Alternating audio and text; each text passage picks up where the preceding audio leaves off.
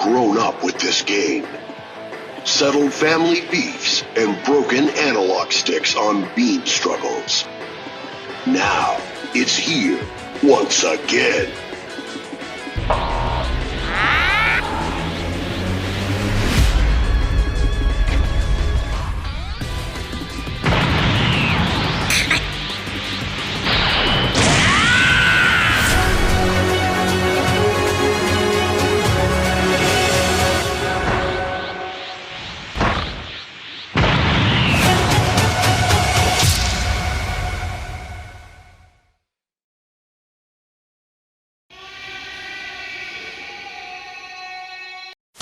For those of you who are uncultured to the Dragon Ball gaming community, the game, the best one, the one that arguably started it all, the Budokai Tenkaichi series, is back. It feels so euphoric to say that. It's completely insane.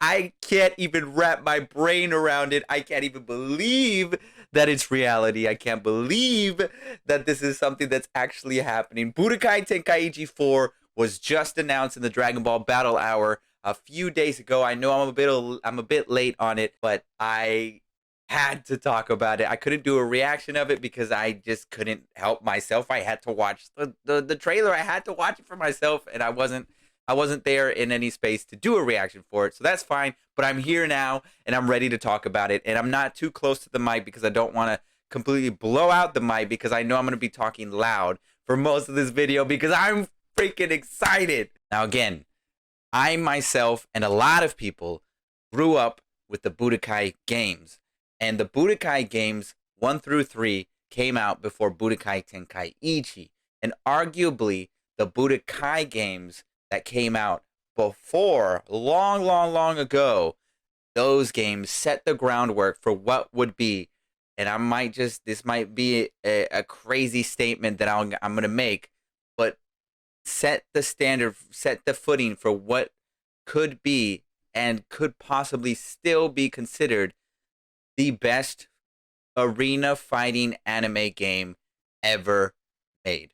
Now, I know some people might come at me and be like, what are you talking about? That's insanity. There's been multiple games that have come out afterwards. But in the scope of anime games, the one game that I think of that's super anime and very over the top in that sense is Dragon Ball Z Budokai Tenkaichi, okay? Dragon Ball Z Budokai Tenkaichi 1 through 3, doesn't matter, pick up one of those and you will understand what the hell I'm talking about. The combos that you would do in these games were insane. Super Dragon Ball, fly to the behind of an opponent, hit the opponent, that opponent can then vanish, and you could do a vanish. Beam clashes were a thing. I haven't seen beam clashes be a thing in a minute. There's so many things that laid the groundwork for what would be known, considered, and consumed, and obviously expected for in a Dragon Ball game. All of it was in the Budokai series 1 through 3 and Budokai Tenkaichi 1 through 3. No doubt the standard was there. And the fact that they're 10 plus years later coming back to it and saying, we're going to give it to you, Budokai Tenkaichi 4. And we're going to see what the hell they're actually going to title it. Everyone's saying Budokai Tenkaichi 4, that's what everybody's calling it. Could be called something completely different. Maybe even like, I would like to see a Dragon Ball Super Budokai. Maybe it's Dragon Ball Super Tenkaichi. Instead of the Budokai Tenkaichi, maybe kind of split it off. Nothing like Ultimate Tenkaichi. That game we all know that it had major flaws. There are some cool things, I guess, but major flaws. We don't want anything like that, and that's what I'm hoping. Obviously there's a little bit of a fear in the back of my head that's making me wonder that if they're gonna go that route, then we might just be in for a train wreck, which I don't think is the case. Okay, that's just a tiny possibility, but I don't think that's what's gonna be happening here. I think they're not stupid, and I think they understand that the Budokai Tenkaichi games are still being played and are still considered one of the best arena fighting games for a reason, okay? They are just fucking good, classic, and amazing to play. The fact that you can still pick one up and still be competitive, play with your homies, play with the family, bring it out. The only other game I can think of that's Dragon Ball or anime that I want to do that with is Dragon Ball Fighters. Period. Honestly, I'm gonna be honest. Like it's just the Budokai Tenkaichi though felt more Dragon Ball than Fighters though. Fighters feels more like a proper fighting game that has Dragon Ball characters in it where you could do combos based on Dragon Ball, but Budokai Tenkaichi feels like an actual Dragon Ball game. Like it feels like you're actually living and in the Dragon Ball world with the way that you control the characters and the way that the open arena fighter aspect of it was made. And obviously, the people that made that game went later on and made Jump Force, which obviously we all know what happened to Jump Force. I mean, rest in peace, I guess, if you want to say that. But it's dead in the water. Not a good game. I remember playing that game and thinking it might have been okay. It looked promising, but obviously we all know what happened to it. It became a train wreck, devolved into madness, and now it's dead. I know that, and I hope, and I think that they're not stupid. They know that they have pre-existing assets from the Budokai Tenkaichi series, things that already work, that nobody's going to complain if they drop Budokai Tenkaichi 4, if that's what they're going to call it. If they drop it, and it's the same mechanics as the Budokai Tenkaichi series, just a little bit tweaked. No one's gonna complain. Just change a few things here and there. No one's gonna say anything. You know why?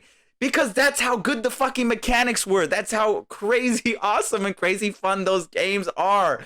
The formula. It's like if the formula's not dead, don't change it. And that's really what I think they need to be doing and thinking, and hopefully that's what they are doing. Hopefully that's the case. I do think that that's the case. I don't think they're going to be dropping the ball anytime soon in regards to that. In regards to Budokai Tenkaichi 4, there's another big aspect of this game that needs to be talked about. The Dragon Ball Super content. Everybody wants to say, obviously, it's a fighting game, but we know from the Budokai series and the Budokai Tenkaichi series, there's always a story mode. Even if the story mode maybe sucks or maybe is a little bit lackluster, in the sense that it's not fully developed because they went more in depth with the gameplay and the character roster, which, by the way, the Budokai Tenkaichi character rosters were insane. You could play Kid Goku and fight with Hercule. You could play Hirudegarn, a giant, and fight with Pan, Tiny. You could do anything. It was crazy, just madness. But you know what? We all loved it. Everybody was there for it. Everybody loved it. I can't think of one person that did not like the fact that there was that much roster. And by the way, that was in the golden era of games when they came out and you actually had all the content up front. There's no DLC bullshit that we get nowadays. Nah, baby, that shit was out up there in the front. Everything was done, ready to go. A roster of over 100+ characters you could play with and unlock via story mode. It was crazy. I miss those days. Obviously now Budokai Tenkaichi 4. I say all of that because this isn't going to be like that. It's in a new era, a new generation, and unfortunately our generation is based on DLC. So obviously they're going to be making a lot of it in this game. That being said, I think what they could do is have most of the characters that were in previous games or in the previous story mode be unlockable, and then have some of them be DLC. And I think that there's a fun way that they could do about that. But going back to the story aspect of it, that's the one thing that people forget about the Budokai games. They were low-key fire when it came to story, and I think that they can do something here with the Dragon Ball Super content. I think you could skip over everything Dragon Ball Z related and go straight to fucking Super. I don't think you need all of the Dragon Ball Z content up front. I think you can give it to us later, a la how Dragon Ball Z Kakarot is kind of doing with the Dragon Ball stuff now.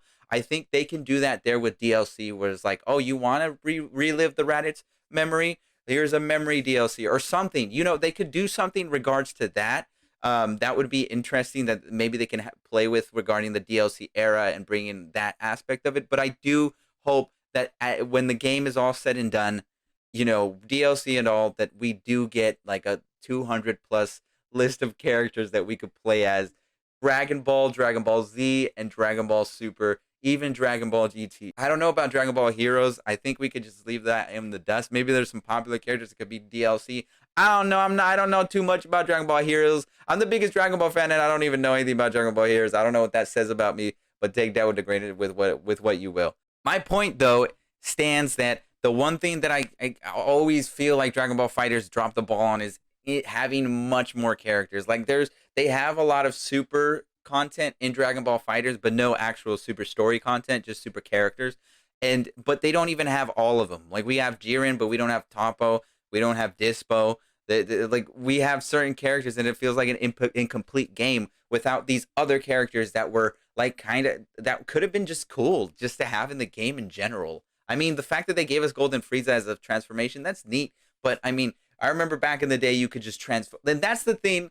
Again, transformations in these games nowadays with Dragon Ball, they're either like separate characters or like it's a weird sort of in the Budokai Tenkaichi games, I think they had it figured out in the sense that they just, like I said at the top, it just was balls to the wall crazy. And that's what I think a Dragon Ball game needs. I think that's what it needs to be because there's too much craziness in a Dragon Ball story to not include that in a Dragon Ball game. And they did that with the Budokai Tenkaichi series, making it available for you to go from Super Saiyan 1 to Super Saiyan 2 to Super Saiyan 3 to Super Saiyan 4 to Super Saiyan. You can just climb the ladder and you can keep climbing. And the movesets changed. The movesets changed and the strength changed. Things changed. And I think that was super sick. And I miss that a lot when it comes to Dragon Ball games. And so I really want that to be a thing now. You get it with Kakarot, and like they're still there.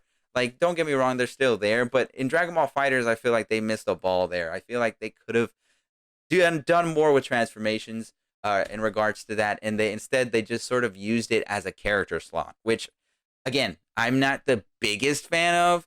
And like that's the one thing I love about the Budokai Tenkaichi series is it's a character slot, but it's also already inherent in the base character. You could just become that with the base character. Don't change that. So again, character roster, don't change that. Give us a good amount. Transformations, don't change that. We love the mechanic. Comes to fighting mechanics, maybe tweak a few things. Maybe the beam clashes, we don't want to break our analog sticks every fucking 5 minutes.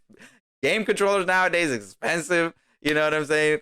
Take that into consideration, but keep the beam clashes because we love the beam clashes. You know what I mean? I want to experience that again. That tension when you throw a blast and your opponent throws another blast, and it's just like who's going to win that battle. It's a mini battle within the fight, and I love it. Ultimates, things of that nature. I think the combo system of the Budokai Tenkaichi series is good. I think they kind of polished it a little bit, but I think in the Raging Blast games, they polished it a little bit, but they took away too much of the elements of Tenkaichi, and I understand why, because it's a completely different title. It's called Raging Blast it's a different title, and for people that don't know and are losing, you can just Google all of this after, or right now, fact check me, but yeah, the Raging Blast games felt very similar to the Budokai Tenkaichi's games because they were. I mean, there's certain mechanics there that were very, very pretty much the same. I think the Raging Blast games in some instances feel more smooth. It feels like they actually progressed it a little bit, but in that funny way of saying that, they took away a lot of what the charm was of Budokai Tenkaichi, which is why I'm saying that to say keep all of that shit. You can still smoothen out all the fighting mechanics, but keep all the core part of it that makes it a Budokai Tenkaichi game. I don't know, man. There's so much to talk about when it comes to this game. Again, you guys let me know what you guys think down below. I could be talking about this game for hours on end if I really wanted to. I'm just going to drop it there, finish it there. I'm going to be covering the game from now until ever. So stay tuned for more videos regarding it. I'm sorry, not sorry. I'm just excited because my childhood, and I know some of y'all that are watching this, our childhood is back, baby.